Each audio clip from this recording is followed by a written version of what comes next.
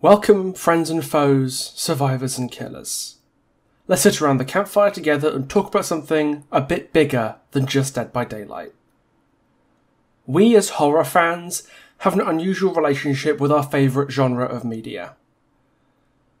Until the Marvel Cinematic Universe's inception with Iron Man 2008, if you wanted to look for character franchises that spanned huge numbers of sequels and filled cinemas year after year, you looked in the world of horror. Michael Myers, Jason Voorhees and Freddy Krueger were the Tony Stark or Spider-Man of their day, staples of the box office constantly enticing us back to the silver screen with sequel after sequel to squeeze die-hard fans for as much as they were worth. From the mid-80s onwards, this was the monetization model for franchise horror. Churn out a sequel every few years regardless of time or quality constraints and cash in. Not just on the film itself, but everything associated with the new project that marketing execs jump on like sharks at the scent of blood. With every new Nightmare on Elm Street movie, you'd see new posters, new merchandise, a new line of Freddy Krueger lunchboxes and bobbleheads and Halloween costumes that would sell because the movie would push the character back into the public consciousness. This isn't a business model that's unique to horror by any means, of course not. In the past few years, it's been comic book based movies that have really benefited from this franchising model. But horror was a natural starting point for this model in Hollywood because the movies were cheap to make, often starred B-movie cast who wouldn't charge as much as A-listers, and almost guaranteed returns regardless of quality, because loyal fans were incredibly bankable. And as the business model became more entrenched, merchandising became more elaborate. We started to see novelizations, comic books, spin-off TV series and crossover stories, even licensed video games.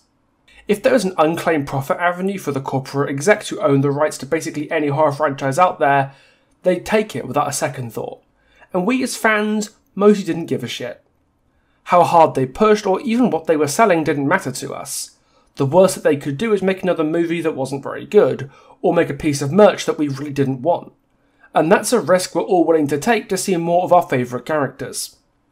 If that was the cost we have to pay to get more Freddy or Jason, we'd pay it, and do so gladly, effectively giving these rights holders a license to print money, by cashing in on these IPs however they saw fit. This has come to a head in recent years, with a new model for monetization that has taken the internet and financial world by storm. 3 little letters that I'm sure you all know by now, and that are probably the reason you clicked on this video in the first place. NFTs, or non-fungible tokens. These are receipts that purport to ownership of some sort of digital asset, be that a video, an image, or maybe a 3D model. These receipts are stored on the blockchain, a giant decentralized database, effectively running on the cryptocurrencies that these NFTs are bought and sold with. The core functionality of an NFT is that it's a unique digital item purchasable with crypto. And they were created originally as a means for very wealthy people who have a lot of money tied up in cryptocurrencies like Bitcoin to move it around without needing to convert it back into fiat or real currency where it would be taxed. Kind of like how a lot of the fine art market exists as a way for rich people to legally launder their money by spending it on tax-free artwork. But before long, the wealthy crypto owners who had a lot of money tied up in investments like Bitcoin decided to make their digital currencies worth a bit more, and decided to pioneer the mass market rollout of NFTs on the wider global marketplace. If more people want to buy these coins to buy NFTs, the value of any coins that these guys already own will go up, as will the value of any infrastructure that they've built to purchase or manage these coins. And regardless of how successful their plans were to stamp the future onto the blockchain, you can't deny they're nothing if not noticeable. If you've been on the internet in the past couple of years, you'll have noticed these things are fucking everywhere. The bored ape is one of the most recognisable symbols on the internet in the past year, and I have to show mad respect to anybody who had the guts to pick one up. We live in a time when everyone is more divided politically than they've ever been before, and COVID-induced isolation has made feeling lonely very easy. So it's been truly heartwarming to see strangers on the internet from all sides of the political divide come together to bully anyone who thought spending thousands of dollars on a monkey JPEG was a good idea. I see you all doing God's work, and I love you, hope you never stop. And like almost every fun little trend, like she's a 10 but, or it's mobbing time, that invariably gets run into the ground as soon as big brands get their sticky fingers on it, It didn't take long for big corporations to start putting their fingers into the NFT pie. Except this trend was never fun or little in the first place. McDonald's, Coca-Cola, the NBA, Pringles, Coachella, Charmin toilet paper, NASA, even the British Olympic team were buying into this. And the average consumer was, not best pleased, let's put it that way. You only need to see the electric response to Shonen Jump revealing that they were not doing NFTs to realise consumers by and large did not want this. And as to why so many consumers were so vehemently against NFTs, at least once they're a bit more widespread, people start pushing them a bit more, we'll get into that. But regardless of the disinterest of the wider consumer base when it comes to the crypto sphere, these projects were still profitable anyway. And you can tell this because, despite all the bad press, basically everybody was still doing them. In some ways, this bad press was alleviated by the rise of influencers and celebrity endorsements who were promoting them on late-night talk shows and on Twitter, and wherever else their relentless hawking of this vapid non-product would be listened to. But this is capitalism. Companies go where the money flows. And despite the majority of their consumers not being serviced by NFT-related projects, the few that were serviced were usually very wealthy, had poor impulse control, or both, and would happily sell their mother to an organ harvester on Craigslist for their chance to take a shot at the next big money-making craze. And what do you get when the same cash-grabbing executives who've been endlessly regurgitating the same horror franchise for the past 40 years find a new method to monetize their product, as popular with the extremely rich or those with poor impulse control? Well, you get this.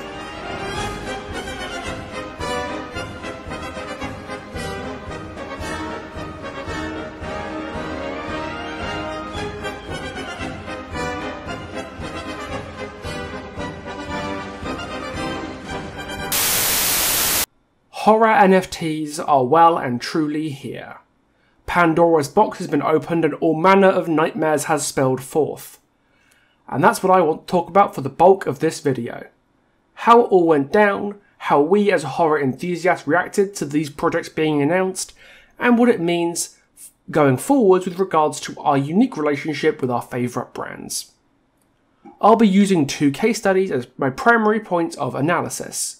The Hellraiser NFTs, made in association with Boss Protocol that drew the ire of the Dead by Daylight community, and Crypt TV's Monster Fight Club, where I'll be talking in an interview with Crypt TV CEO Jack Davis to help dissect what the hell happened, and answer some questions that have been left up in the air for far too long.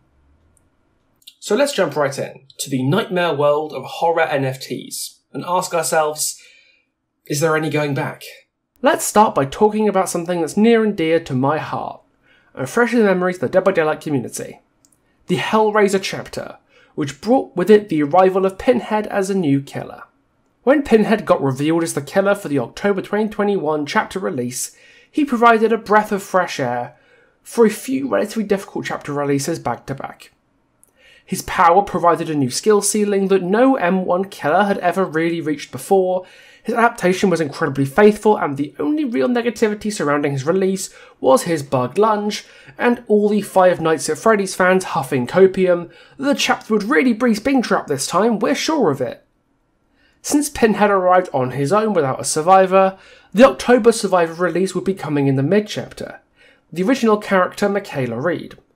But she was somewhat overshadowed by a news article that dropped a couple of days prior. A piece by the small gaming news outlet EGM Now, titled Dead by Daylight Enters the Blockchain with Hellraiser NFTs. The article goes on to detail what the company behind the NFT project, Boss Protocol, was offering. Featuring the world-renowned Pinhead character from the original film, using the actual in-game models created by Behavior Interactive for the Hellraiser chapter of their wildly successful asymmetrical horror game Dead by Daylight, what's different about the Boss Protocol NFT is that it goes beyond being just a digital collectible, and provides owners with access to the Pinhead DLC in the PC version of the game. This is a first step to showcase one of the ways that the blockchain and NFTs can bring added value to collectors and gamers alike, explained Steve Harris, CEO of Boss Protocol. The company worked with Behavior to bring Pinhead to Dead by Daylight, and then adapt the in-game assets into a line of NFTs, some of which will have real in-game utility. The NFTs looked to be renders of Pinhead's model that Behaviour had made for Dead by Daylight, and Boss Protocol claimed their original roadmap that this would only be the beginning. They claimed there would be 10,000 NFTs and NFT purchasers would have access to in-game Pinhead content for Dead by Daylight. They also said purchasers would receive a unique and tradable NFT of the Lament configuration that would entitle the owners to future NFT drops in the Hellraiser line, including a Chatterer NFT and a silhouette on the roadmap that's quite clearly meant to be Butterball, one of Pinhead's Cenobite followers. This didn't happen, by the way. This news, combined with the voice lines that Pinhead had on the PTB being removed for the chapter's live release, had the Dead by Daylight community incandescent with rage for several reasons. One of them was the concern that content for the game, such as the Chatterer skin, the removed Pinhead voice lines, and potentially a future Butterball skin, would be exclusive to NFT owners. But by far the biggest source of consternation DBD players had for this announcement was the fact that the chapter had released several weeks prior, and Boss Protocol had claimed they were instrumental in getting Pinhead into Dead by Daylight in the first place. As Behaviour released a statement seeming to corroborate this narrative, a lot of players reacted in horror. The money that they'd spent on the Hellraiser chapter had likely gone, in part, to a company using Behaviour's own model to make NFTs. And I was one of those players. So you might ask me, what's the big deal? Why was everyone getting so upset? It's just digital collectibles, right? And to answer that question, I need to get a little technical and talk about Ethereum, the cryptocurrency in which Boss Protocol's NFTs are bought and sold, and the process by which Ethereum transactions are managed called proof of work. Ethereum is probably the second biggest cryptocurrency in the world right now, second only to Bitcoin. And like every other blockchain system, it's effectively a giant database. Not one shared on some central server like, say, a government database, but what they instead call a decentralized ledger, where every user of the database shares their own individual copy. To make sure all the database's users are on the same page and nobody is defrauding copies of their database, something called a consensus mechanism has to be used to make sure that everyone's transaction records are identical. This is where proof of work comes in. Every time Ethereum changes hands in a transaction request is sent to a node, a computer running Ethereum software that's designed to handle hundreds of requests at once. When a new block of update requests is being made, all the users will compete against each other to solve an incredibly difficult mathematical problem. The other users will validate once one of them finds the answer, creating consensus on the contents of the block and uploading it next to the last block, creating a blockchain. The more transactions in a block, the harder the problem and the more work the systems have to do to solve it. This exists as a security measure. Without these difficult problems to act as safeguards, it would be very easy for users to spam the network and submit fraudulent transactions. But it comes at a pretty steep cost.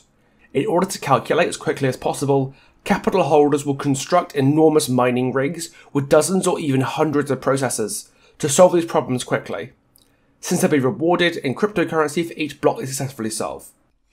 Every time a transaction is made on the Ethereum blockchain, a vast amount of work is done to validate the transaction and ensure there's no fraud being done. Because the work is inefficient by design, this means the energy consumption of all this redundant work is absolutely staggering. This has a lot of negative knock-on effects, most notably a absolutely colossal carbon footprint relative to the work that's actually being done.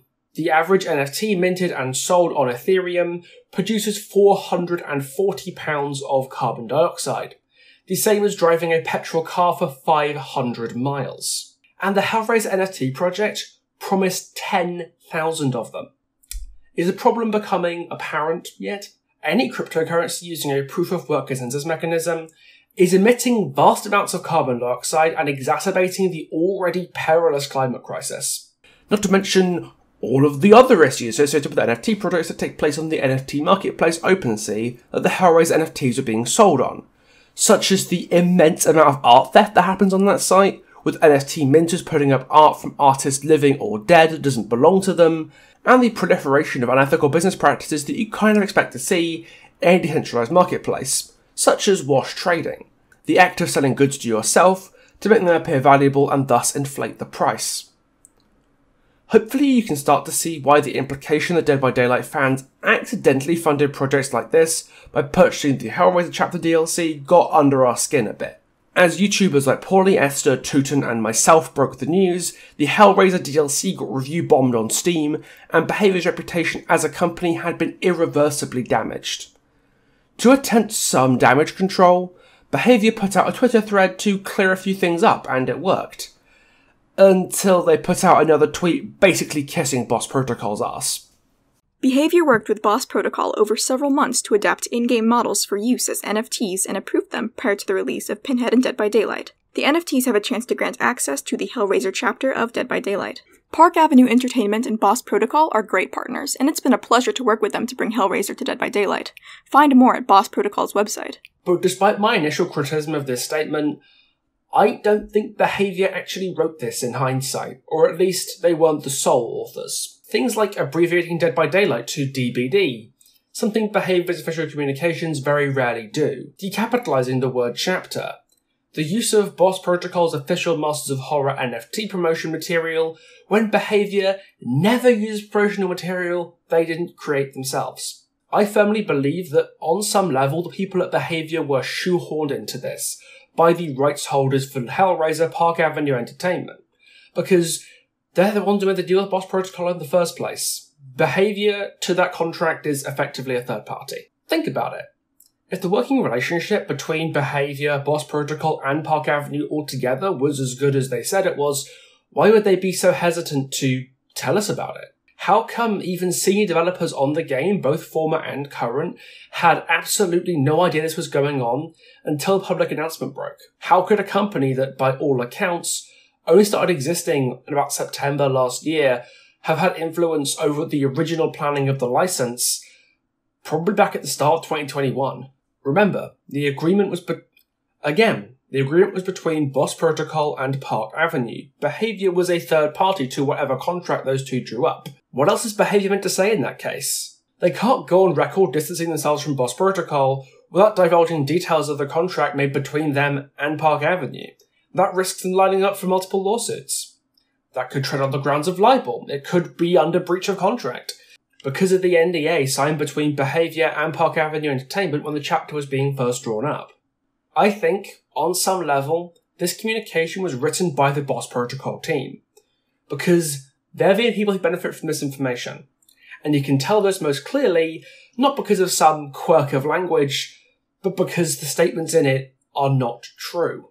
People who bought the Boss Protocol NFTs did not receive in-game content for Dead by Daylight.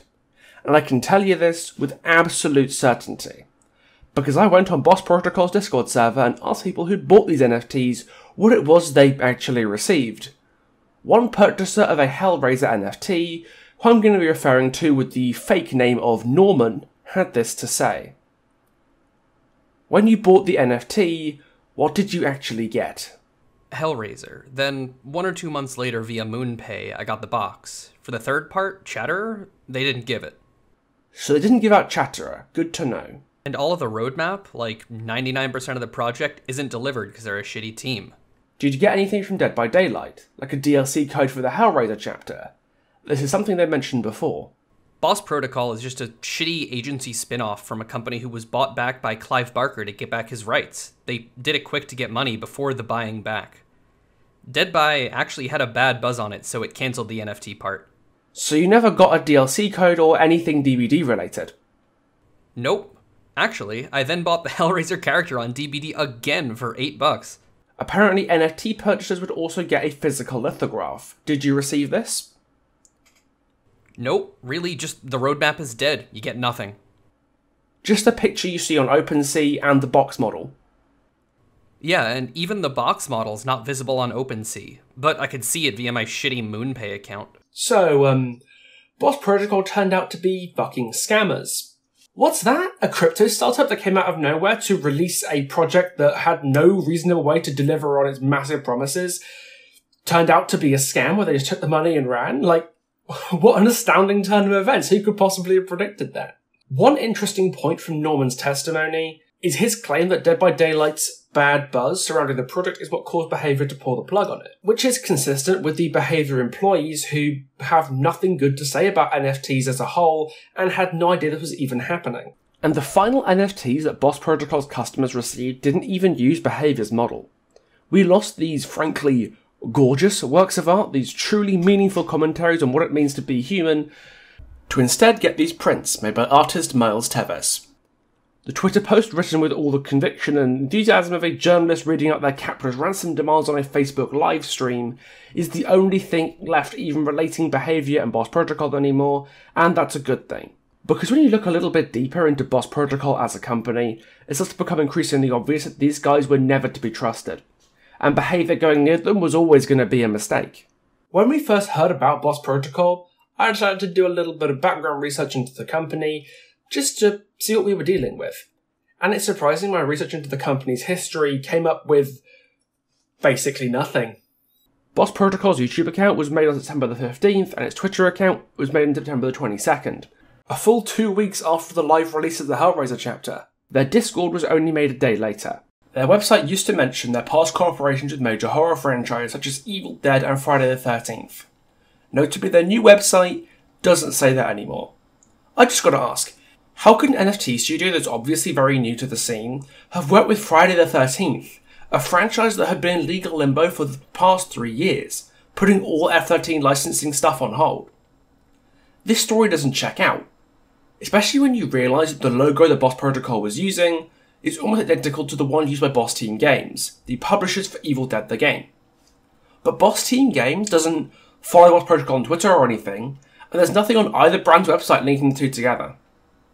A little while ago they tweeted that Sean S. Cunningham, the director of Friday the 13th, was on board with the future Boss Protocol project, but that tweet has since been deleted, and there's been no announcement from Cunningham, Crystal Lake Entertainment, or any third-party news outlet linking Cunningham and Boss Protocol together, so I'm calling bullshit on that as well. So let's talk about it like this. An NFT farm, one of the most nefarious businesses on the internet, had all its social media made extremely recently, and yet claims to have worked with some of horror's biggest names. Claims that are totally unsubstantiated. And its logo is suspiciously like a similarly named game publishing studio that seems to have no relation to the NFT team whatsoever. I DM'd a moderator on their Discord to ask about this connection and ask about the credentials of Boss Protocol, and he performed some frankly spectacular pub juking to dodge my questions on it, so make of that what you will. Hell, even look at their promotional material. This is obviously supposed to tease a buttable NFT or exclusive skin coming in the future, right? But if you look carefully, you realise that this is just the silhouette of this image of a buttable toy, with the hazy edges and everything where they crop the image badly. Hey, you guys want to know something really cool? When I made my initial videos covering the Hellraiser NFT scandal, most of which I've taken down because I didn't see them as relevant anymore, someone from Boss Protocol contacted me, as well as a few other content creators who covered the same topic. I know at least Polyester and Tutum were contacted by the same guy, a man named Otto Gomes, who introduced himself as someone who worked with Boss Protocol in producing the Hellraiser NFTs. Didn't give a title or anything, so he might have been some sort of consultant for them, but the email was signed Boss Protocol Inc., so presumably he had some role in the company directly. He came to me and a few others after we first covered the topic on our videos to clear some stuff up.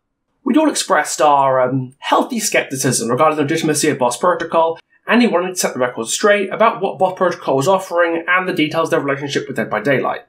I actually got talking with him, wanted to arrange an interview with the guy to really let him give his side. It almost happened too, but I called it off in the planning stage for a couple of reasons. In part, the story had largely died down by that point, but a bigger part was I was scared. I'd never interviewed anybody on my channel at that point before. I was worried that I was getting in over my head. So I forwarded everything I had on Otto Gomes and Boss Protocol to some journalist friends, and decided that the professionals do their jobs. I regret that very much now. I'm sorry for not sticking with the story properly. Suffice to say, I'm not scared of Otto Gomes or Boss Protocol now. So, let's talk about him. Otto Gomes introduces himself on his website as a crypto-conscious mentor/day trader and teacher on the gamification of abundance using crypto. I genuinely have no idea what the gamification of abundance is supposed to mean. It sounds like something Elon Musk would say he studied at school, but let's not dwell on that too much. Otto seems to have been on the crypto scene for a number of years, having made his millions off a Bitcoin investment that came out very good for him. He has a modest presence on social media, but hasn't really talked a lot about the Hellraiser NFTs despite being associated with them. What he has talked about, though, is definitely quite remarkable. Despite his Twitter, Facebook, and both his YouTube channel ostensibly being dedicated to crypto, Otto seems to dabble in all sorts of fields and has a lot to say about a variety of different issues. For instance, we take a look at his YouTube channel, well, the one he actively updates, not the one that flopped after 3 videos, and we get to see gems like the forgotten power of detoxification and self-healing, break impure patterns using breath, and my personal favourite, the many benefits of urotherapy. Which, by the way, is exactly what you think it is. Remember, this is the guy who, at least in part, was responsible for the Hellraiser NFT project. He's the guy who reached out to me and other Dead by Daylight creators like Polyester when we investigated Boss Protocol. And here he is less than 4 months later, talking on his YouTube channel with some quack doctor who suggests rubbing your own body in piss to cure back pain. What in the cinnamon toast fuck is this? And he's had it on Facebook too. When he's not plugging his YouTube channel, he's going on anti-mask rants or pushing conspiracy theories about astrotheology or sharing clips of himself on Newsmax, an alleged news organisation that's known for spreading climate change denialism on Facebook, and has been recently sued by the manufacturers of voting machines for claiming they sabotaged the 2020 US election. Only the most honest and high-integrity mates for our man Otto. And all these posts have links to his Crypto Made Easy course in there somewhere, because of course they do.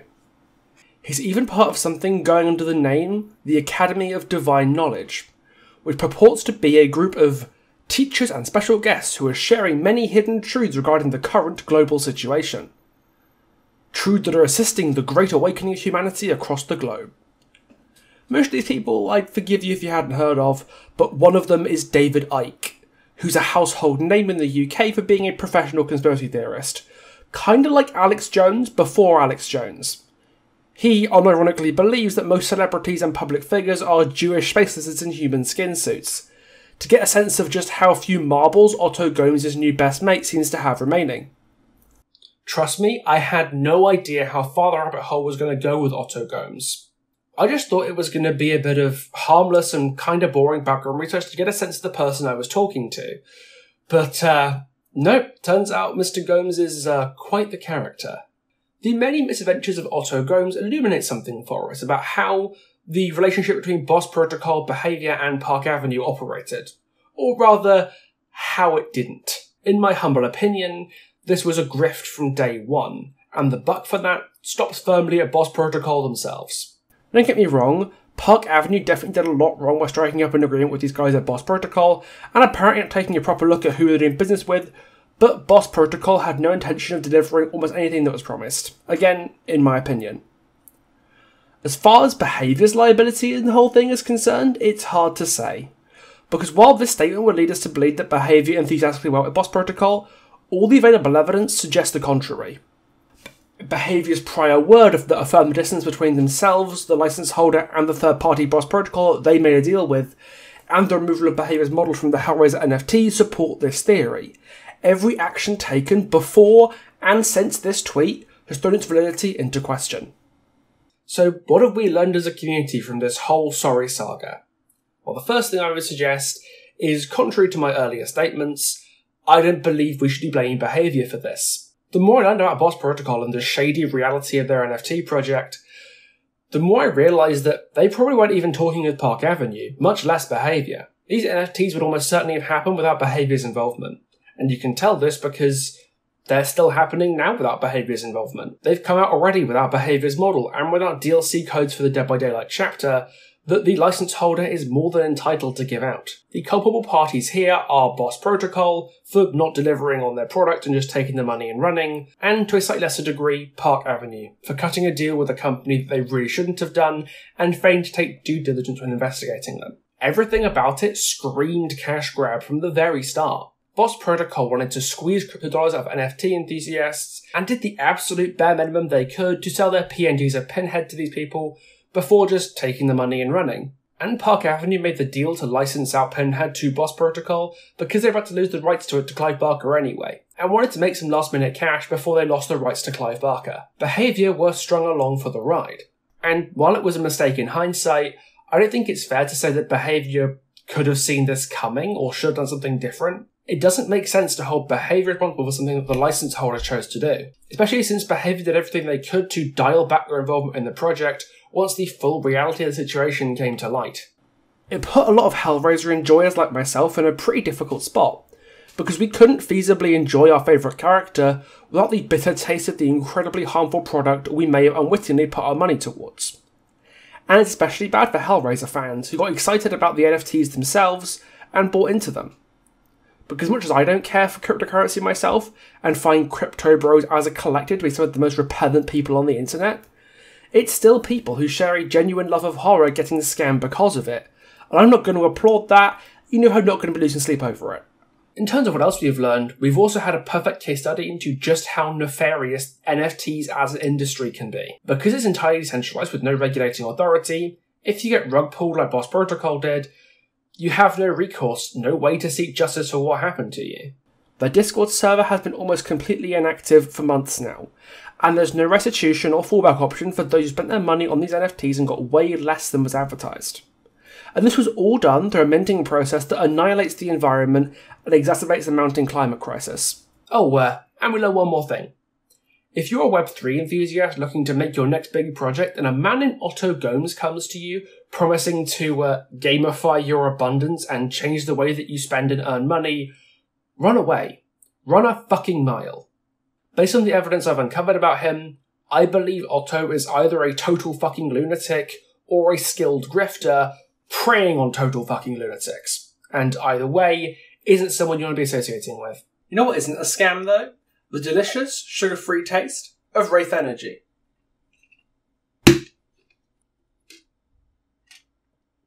Oh god, Otto, calm down. This isn't piss. Don't worry, it's fine. It's just an energy drink, it's not piss. I promise. Whether you're working out, gaming hard, getting up early, or researching urotherapy at 3 in the morning for your YouTube video, Wraith's got you covered with long-lasting energy without the crash. It's vegan, it's sugar-free, it's delicious, and it comes in a huge variety of flavours, so there's going to be one for you. Check the link in the description to pick up some Wraith Energy for yourself and use my code Pixel20 at checkout for 20% off your order. Now let's talk about Crypt TV and Monster Fight Club. So far we've talked about a project that was, in my opinion, the dictionary definition of a bad faith product.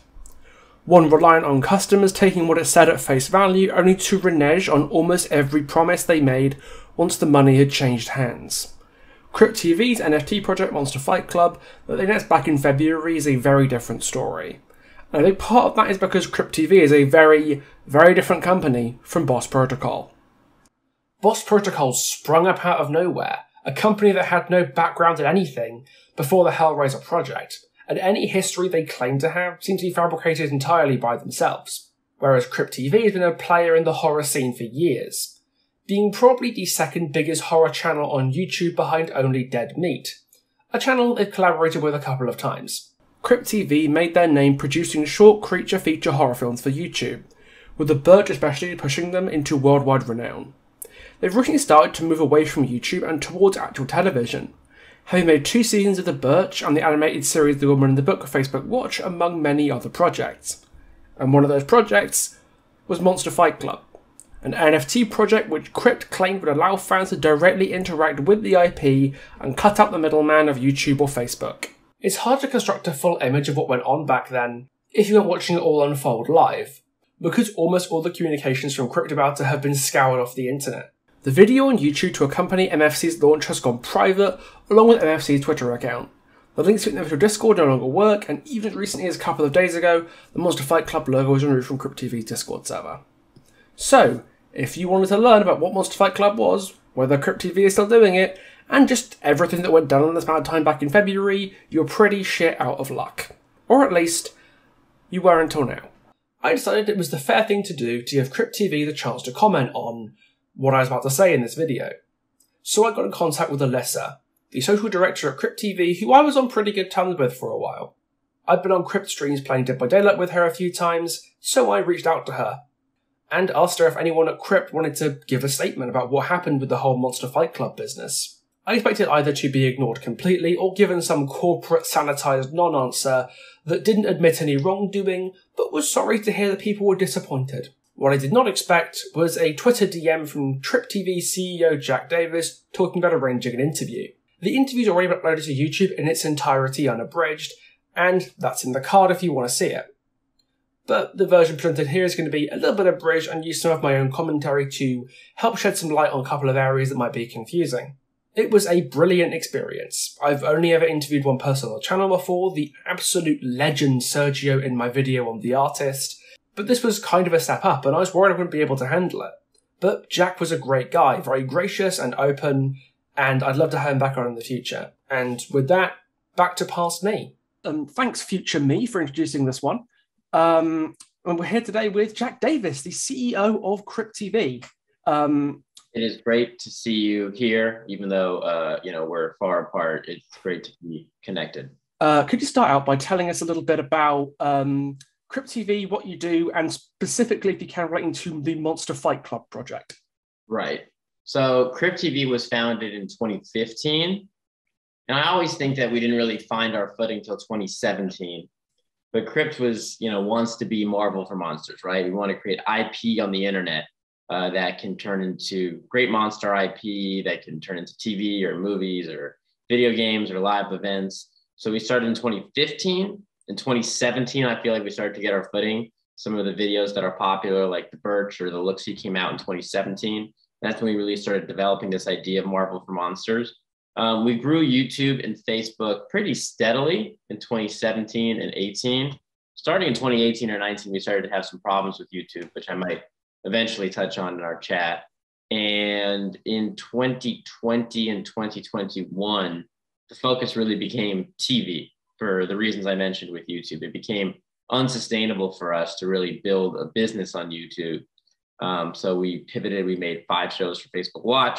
We made a show for Peacock, Girl in the Woods, based on our IP. And then we have done some IP partnerships with Halloween Horror Nights and Dead by Daylight, where our IP has been featured in Dead by Daylight, the video game, and Halloween Horror Nights, the live event. And we announced Monster Fight Club and NFT Web3 ambitions in February 2022, so about 6 months ago. As you just said, Crypt's involved in a lot of exciting projects in the past year or two. Obviously, you talked about Girl in the Woods with Amazon Prime. Sorry, Girl in the Woods for Peacock. Troy was Amazon Prime. Got confused there for a second. Yeah. And even things like Dead by Daylight and the Halloween Horror Nights stuff. A lot has obviously been happening in this time, but what made the push to Web3 in particular such an appealing thing for Crypt? Great question. I would say that I'm very enticed by the ideals of Web3. The ideals of Web3 are, hey, imagine if users and creators, right, or fans and creators could collectively own their IP, could collectively own their economic value in a world where economic value has been sucked up by 8 to 10 companies. For YouTube and Facebook, that's like for user-generated video, right, where YouTube and Facebook, and now increasingly TikTok, have this whole monopoly on, basically, user-generated video. And in the TV movie space, Amazon, Netflix, Hulu, et cetera, 6 or 7 companies control the TV space. You don't get great metrics and understanding of how many people are actually watching your content. And the economic model has really changed in TV and film, where you're not really getting a piece of the back end, right? The value you create, you're not necessarily receiving. And for Crypt, at least, I felt that was the case on YouTube, where we were getting millions and millions of views and not because of the nature of the content and horror and what I felt like were arbitrary YouTube decisions, not capturing that economic value. And fans don't necessarily capture their economic value either, right? It's a consumption model. Collectively, everyone builds Marvel, or collectively, everyone builds DC, right? But it's all dollars going one direction to a corporation. So that ideal and how Web3 promised to change that is probably how I first became enticed by the space. You can call it NFTs, you can call it Web3. I think it's multifaceted, and it really depends on the project. But the first thing that ever really excited me or got me to notice Web3 was that. The first time I knew what NFTs were was NBA Top Shot in March 2021. And, we looked at it. I looked at it, when I say we, it's like, is it me or is it Crypt? But we looked at it all of 2021 and probably didn't decide that this is something we were interested in doing until late 2021. Like October, November, I was like, I'm really interested in this. And then February, we made that announcement. Okay, so it was a lot of the idea of kind of reclaiming your economic independence as creators, if that makes a lot of sense. Yeah, and having fans be able to be owners and value participants in that economic dependence, right? Okay. Being able to have a channel where you can go truly directly to fan, because on YouTube and Facebook, you're not actually directly to fan, right? You're directly to fan as long as the algorithm stays in your favor. These businesses were built on oftentimes brands, pay to grow followers and you got to pay to reach them, right? Every YouTube video or Facebook video you make, you're making stuff and your own audience isn't getting exposed to it, right? So you don't really actually own that relationship. So the idea of actually owning a relationship with the consumer and having not just economic independence, but shared economic value, or basically, being forced to be aligned with your community. Those are the ideals that intrigue me. Okay, that makes, I can see where that's coming from. But I've got to ask, with the Monster Fight passes, the things that were actually advertised and bought and sold via MetaMask, they were bought with Ethereum. No one bought Monster Fight passes. We never. Okay. Which is important. It's fine. I mean, I think it's an important distinction. I really appreciate your time today, and I really appreciate you reaching out to me so we can have this clarification, right? And ultimately, we've made a lot of mistakes at Crypt. I personally made mistakes in this project. And while we're going to probably disagree on a few things today, Will, I think it's important to note that while I regret and own the mistakes we made in the Monster Fight Club announcement, we never ended up selling those passes. So we actually did pull back releasing anything for Monster Fight sale. That would explain why the links and stuff in the Discord no longer seem to function, or doesn't to go anywhere. That would make a lot of sense. But I know the initial plan, at least, was to sell them via MetaMask, which obviously uses Ethereum. And Ethereum is fairly infamous for using a proof of work system, which is incredibly energy inefficient, leading to a massive environmental footprint. Of all the cryptocurrencies you could have picked from, I know there aren't many alternatives to proof of work right now, but why go for Ethereum? Well, Ethereum is merging to proof of stake. 2 of the 3 tests to merge Ethereum and have it go to proof of stake are happening now instead of proof of work. So it'll be more energy efficient by the time we perhaps launch a project. But there's no doubt, and I'm not going to sit here and pretend that crypto energy usage isn't highly inefficient. The decision to go to Ethereum for what we would have done on Monster Fight Club and for whatever comes forward is based on how many users are there. You said, there's not a lot of alternatives. We want to be where the people are. I think some folks might not like that answer because of the proof of stake, proof of work issues, but that's the honest answer. I think that there's ways that we want to better offset energy inefficiency from Ethereum. Like I said, the merge is happening. We've looked into ways that you can buy carbon offsets for your actual own NFT project, which Crypt would want to do. And the fact that we didn't have these answers, especially the carbon offset one, when we launched Monster Fight Club, I think speaks to a lot of our failures in planning and failures in how we released and communicated that message. All right, Jack, sorry for interrupting you, but we're going to put a pin in this for a second, because I think this is the weakest part of the whole interview, and talk about why I've got to briefly go into what a carbon offset is, alternatives to proof of work, and why I think this answer is kind of not good. Jack talks here about carbon offset schemes, which is when a company effectively pays another company to do environmental care work to offset the first company's carbon emissions. This is most commonly done through reforestation, the planting of trees in deforested areas that will eventually photosynthesize the carbon output that the first company is emitting. This, in theory, sounds good. Yeah, sure, Crypt will be polluting the atmosphere with all these NFTs, but it'll be mitigated by the impact of these trees, right? There is a problem, though. Trees take, wait, give me a second. Fucking ages to grow. And these NFTs are damaging the environment right now. The climate crisis is an ongoing issue. And planting trees that will be helpful in 30 years kind of doesn't do a lot. It's like if I burned your house down and then planted some trees in your garden so that in 30 years you'd have enough wood to build a new house. It just doesn't do enough. It's all too little too late to actually solve the problem at hand. The problem that you've caused. There are a number of better ways to address the environmental concerns behind proof-of-work validation, mostly involving not using it in the first place. Many cryptocurrencies are in the process of switching to something called proof-of-stake consensus, where instead of massive amounts of work being done to validate any transactions that could potentially be fraudulent, the system nominates dedicated validators to check these transactions to make sure that no fraudulent activity is being taken. These validators put a stake of cryptocurrency into the system, which will be taken from them as a penalty if the transactions that they validate are found to be fraudulent. This means that far less work is being done to validate a transaction, which massively drives down the power consumption compared to a proof-of-work system. Ethereum has been testing a proof-of-stake consensus system for a little while, but we haven't had a hard and fast release date. It keeps being pushed back, and as such Ethereum is on proof-of-work for the foreseeable future. But there are other coins using proof-of-stake that are doing quite well. For example, Solana is a blockchain which uses the cryptocurrency SOL, and a transaction on SOL uses 2,707 joules of electricity, which is the same as 2 or 3 Google searches. By comparison, a single transaction on the Ethereum blockchain uses 700 million joules of electricity, which is the same as 5 gallons of gasoline.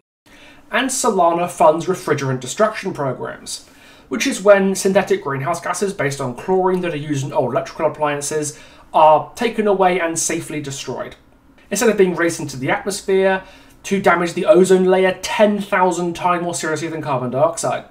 This immediate impact on the environment on top of the proof-of-stake solution makes Solana a carbon-neutral blockchain, which is weird to say, honestly.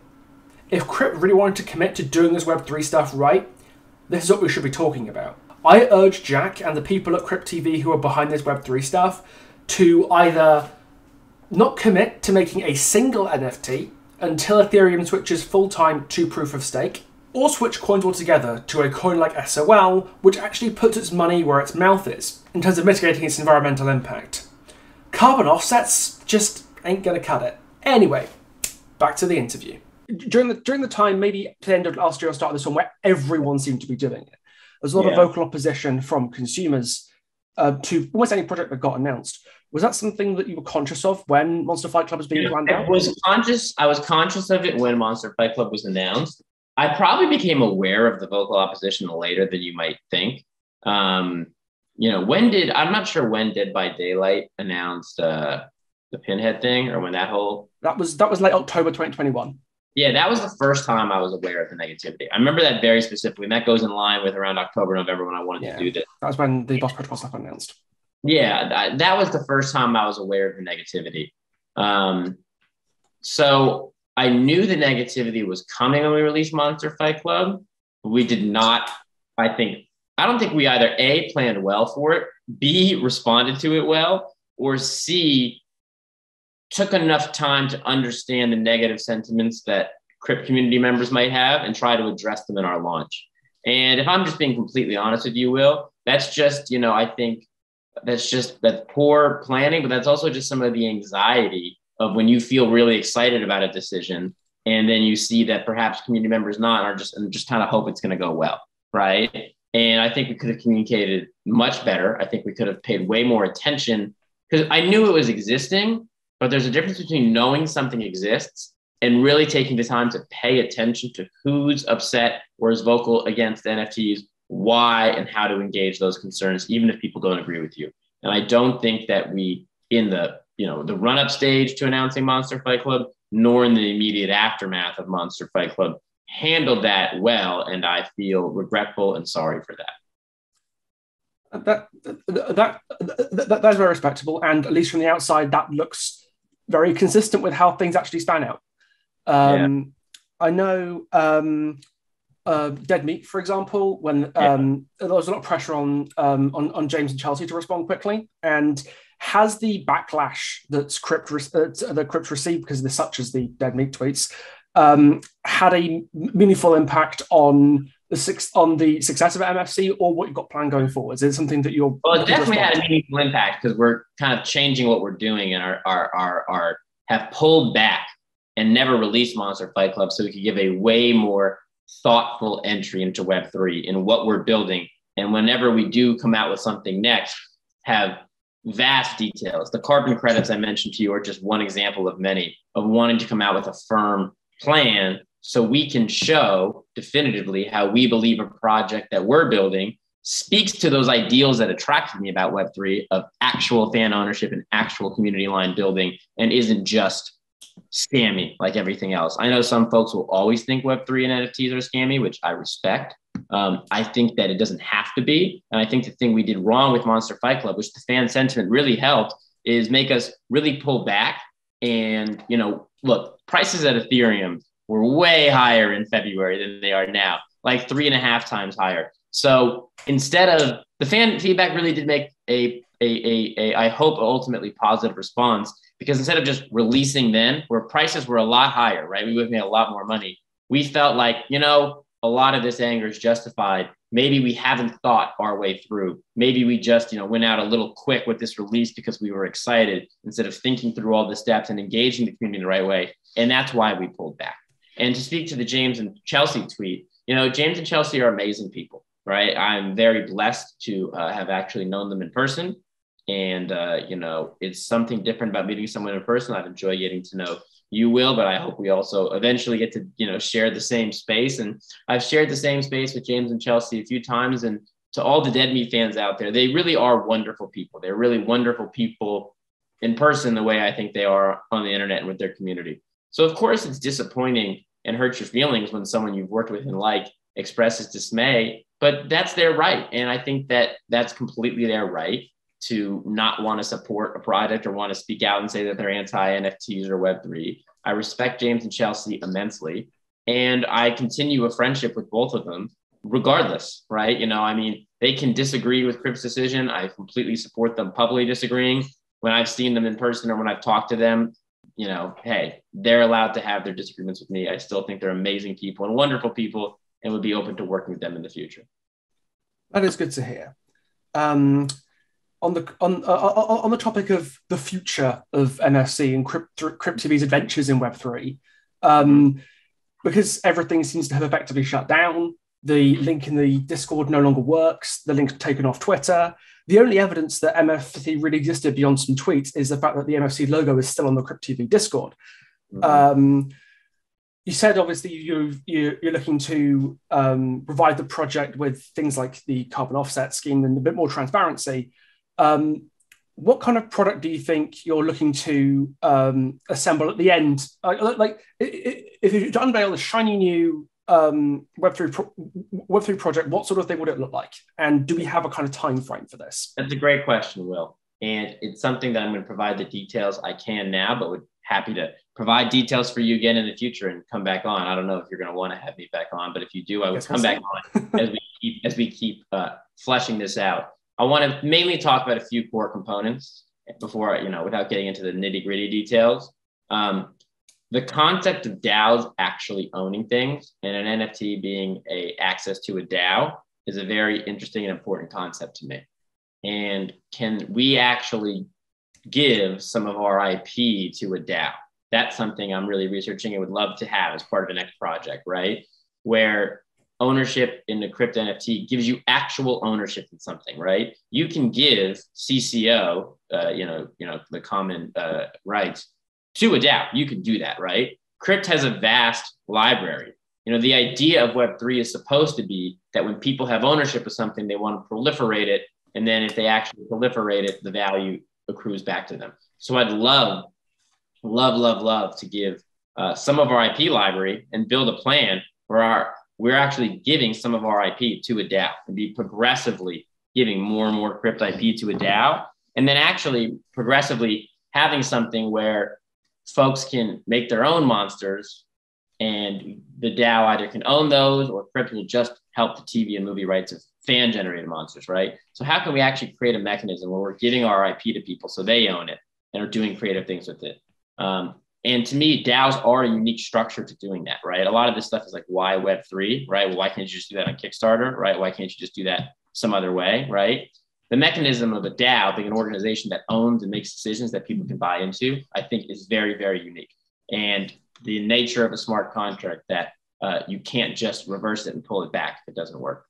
So I would say that's a very, very big element. And I'm looking into, over time, tokenizing the process of making TV shows and movies. You know, I think there's a lot of work to do on this, but, you know, I do like the token model of how people can earn tokens for participating in a process, right? So, okay, what could you do with a token that doesn't just predicate on more and more people joining an ecosystem, right? Well, Crypt's made TV shows before. What if we let people earn tokens for free, right? Or for a very low cost? We're talking like $5, $10 by participating in the governance of a TV show, right? Okay, hi, me again. Just want to clarify what a DAO is and what Jack means when he says he wants to give part of his IP to a DAO. A DAO, or Decentralized Autonomous Organization, is similar to a board of shareholders in a company. It's a legal structure in which coin owners make decisions collectively that pertain to the future of the entity the DAO is linked to, which in this case is Crypt TV. So what Jack is suggesting here is to give some measure of power over the way that Crypt does business, the way it makes its TV shows, etc., to people who own these coins. And that's interesting and slightly terrifying. In theory, this would lead to the democratization of much of Crypt TV. Potential DAO participants would invest money into Crypt in order to get these tokens to participate in the DAO, and would make decisions predicated on getting a return on that investment, similar to a company shareholder. The question that I have is, would this make the end product better or worse? I guess this would depend on things like which part of Crypt processes would become governed by the DAO, the price of entry, and how much of a final say Crypt TV would actually have over the decisions made by the DAO. To give a verdict either way would be speculating without any real evidence to go on. But in order for this idea to be successful, it would need to be done with extreme care. Whether Jack and the Crypt team are capable of that kind of restraint, I simply don't know. That's an interesting idea to me. You know, I got to fully flesh out some of these ideas. I'm probably oversharing now just because I like you and I'm enjoying our chat. Nice. But that's interesting to me. And the tokens, I would have to say, they'd have to be capped, right? You'd have to have a token model where the amount of tokens are capped. Because a lot of these projects uncap tokens as a way to always be pulling in money so they can always just create new currency so more and more people can play and earn the game, right?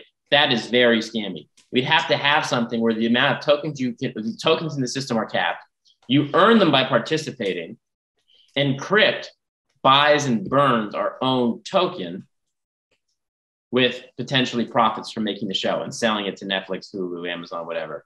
We're a long way away from doing this, and we need to build all this stuff before we release something. But if you're asking definitively, how am I actually thinking about a Web3 NFT model that gives people actual ownership, that doesn't violate securities law, that speaks to things you can do on Web3? Well, I want to invite people to be part of the IP owners of the Crypt universe. And I want to invite people to participate in the process of making TV, right? And the whole idea of Web3 is that we, content creator and users, align, build something. And the idea of why Web3 and DAOs is actually can share the revenue, but that revenue should come from a corporation, right? It should be sharing the revenue from Netflix buying the show or Amazon buying the show, right? The issue with these Web3 projects now is the revenue just comes from, well, someone else is going to buy this, right? And that seems very consumer harmful to me, right? Oh, absolutely. That's why the accusations of these things being pyramid schemes or Ponzi schemes, whatever sort of terminology you hear used, quite accurately. Well, often they're completely accurate. I mean, I would say they're more accurate than not, right? I'm doing research on this, and the term I see often is digital landlordism, especially in the case of these NFT, these are Web3 games, where you get people in, get them to buy in so that they can So the only incentive is to get people below the rung in to help. That's what a lot of these games. That's what a lot of the play to earn games become. I'm not a huge gamer, so I've only studied the play to earn games, as in why I think a lot of them have crashed. Yeah. Right. And ultimately, what excites me about Web3 is the idea of actually owning your value, independence of the economic creator. It's not just randomly speculating, trading JPEGs, right? Like, I actually don't judge a lot of NFT projects are very open about, hey, there's no roadmap, there's no whatever. Like, we just put these things out there. If you want to trade them, go ahead, right? As long as you're being honest about it. Like, I don't know if I would personally, buy that, but like, hey, we're trying to take advantage of the speculative trader market. What bothers me is when people say, oh no, we're doing this for the ideals of Web3 and NFTs, but if you actually look under the hood, they're not, right?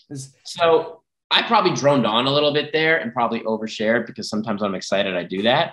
But I'm trying really hard to think about the ways that we can actually use our skill set of making TV around our IP, of having sold it to streamers, of actually having an IP library. How can we use those skills to actually take advantage of the ideals that Web3 provides, right? Where people can actually have, again, very low entry point buy-in. Look at how much Ethereum's crashed. We didn't release this in February, right? Where people can earn tokens if we create a token model where they can earn the tokens for free, basically, right? And they get just rewarded for being a part of the governance. And we figure out a way to redeem that token value because we're making an actual product, a TV show, right? Long way to go, but I'm trying to figure these things out thoughtfully. And what I completely take ownership for, which you've alluded to in your questions, is when we released just like a press release and a little video in February, we hadn't thought through these questions nearly enough. And I take full personal ownership for that. And, I speak on behalf of Crypt when I do that. And I have a lot of regret for how we didn't have thoughts like this in February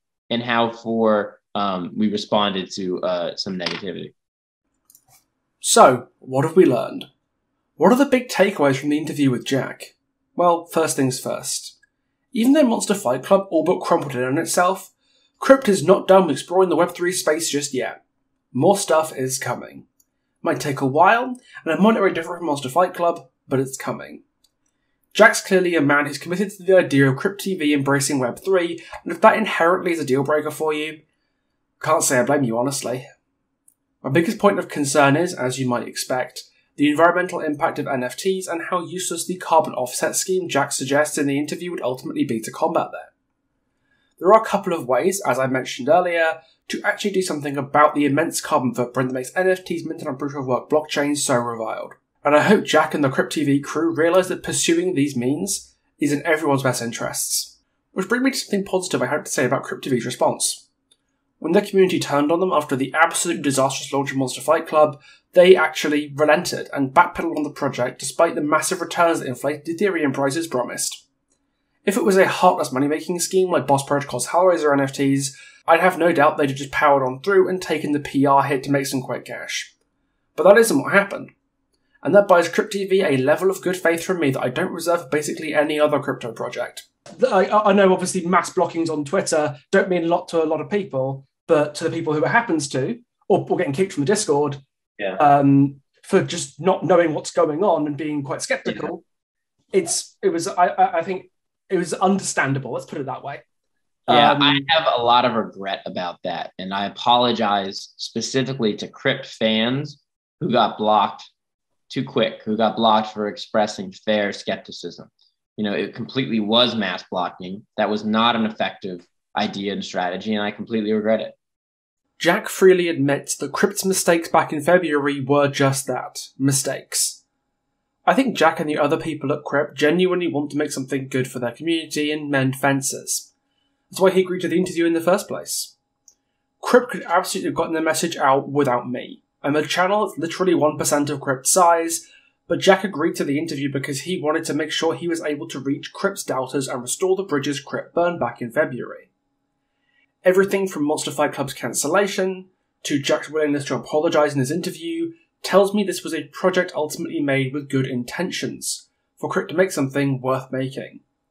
The question remains, however, will these good intentions translate to a tangible positive impact? You're running a company and you're trying to explore new fields and you're trying to, buy into new markets. And when my early foray into Web3 NFTs, I'm just hearing the things that excite me. Yes, I'm seeing a lot of transactions. I gotta be completely honest. Like, obviously the money that's changing hands, I want to build a business.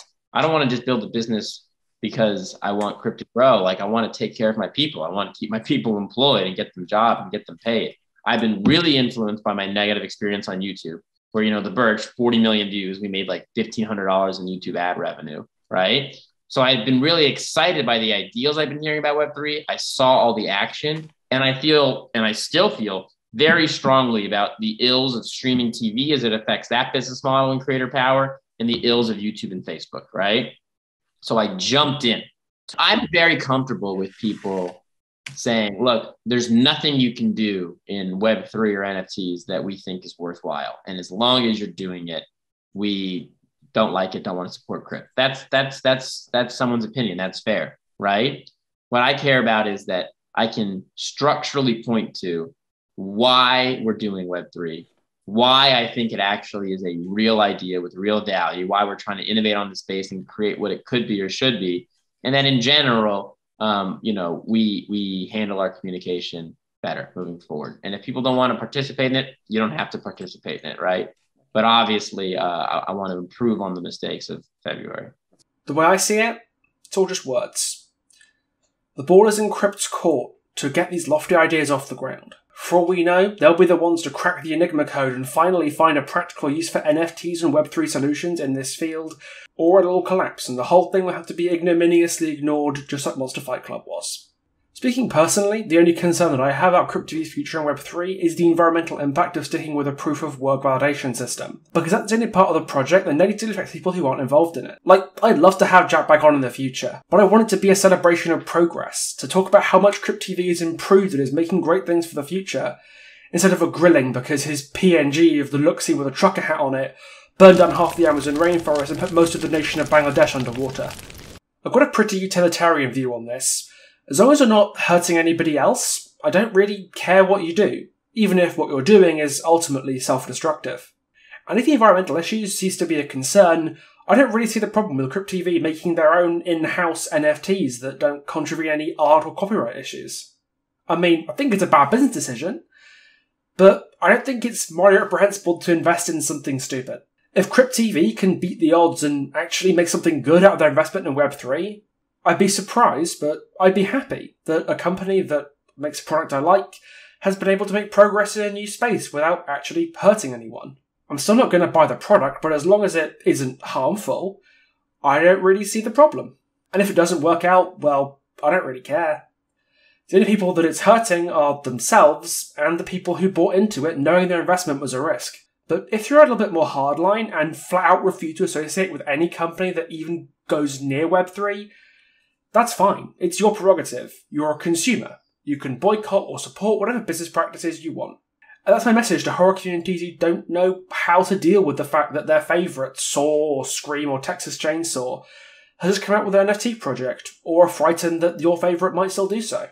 We might feel that this intractable loyalty to our favourite brands or characters or IPs puts us at a crossroads between what we enjoy, something that maybe we've grown up with throughout our lives, and our principles. I love Crypt TV and I love Hellraiser, so I'm very familiar with the guilt that comes between having to choose between principles and pleasure. Truth be told, I don't have a simple answer for you as to when you should stand by your principles in situations like this. And it's important to bear in mind that when it comes to making arguments of principle, you've got to be somewhat consistent in applying those principles. Remember, these NFT projects are everywhere.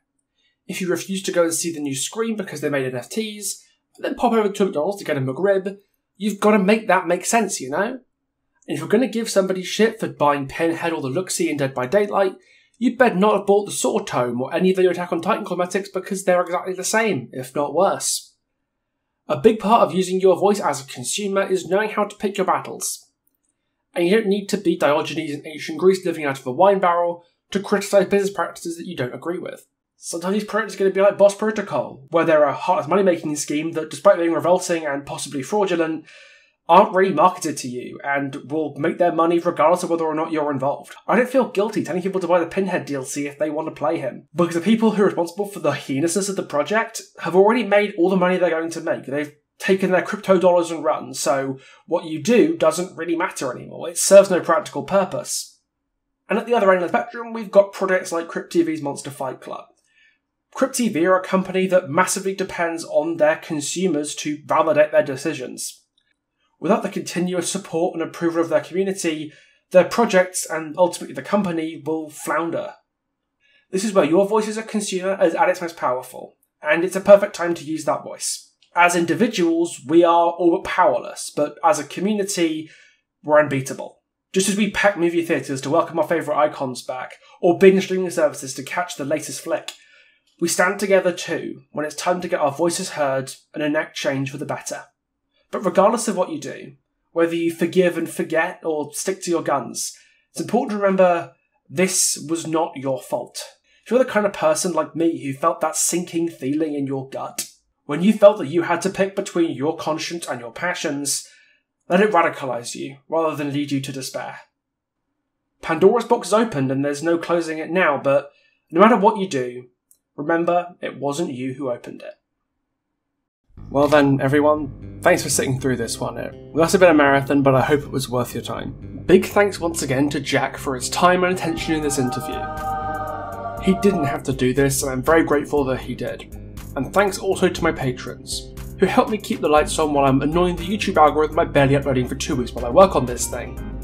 You guys are true heroes. Fun fact, patrons got to see this video a day early, so if you want to join the early viewing gang, the link to my Patreon is in the description, as well as links to my Twitch, Twitter and Discord server.